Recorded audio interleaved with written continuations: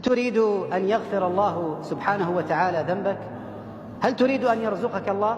هل تريد أن يرحمك الله؟ جاء أعرابي إلى النبي عليه الصلاة والسلام فقال: يا رسول الله، علمني خيرا في الإسلام.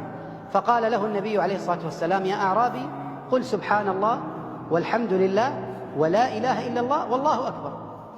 فأخذهن الأعرابي وذهب، ثم تفكر ورجع، فتبسم رسول الله صلى الله عليه وسلم وقال: تفكر البائس.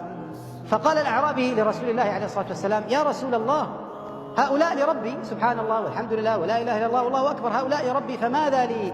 فقال له النبي عليه الصلاة والسلام: يا أعرابي، إذا قلت سبحان الله قال الله صدقت، إذا قلت الحمد لله قال الله صدقت، إذا قلت الله أكبر قال الله صدقت، إذا قلت لا إله إلا الله قال الله صدقت، ثم قل اللهم اغفر لي، فيقول الله سبحانه وتعالى قد فعلت، اللهم ارحمني، فيقول الله سبحانه قد فعلت، اللهم ارزقني، فيقول الله سبحانه وتعالى قد فعلت.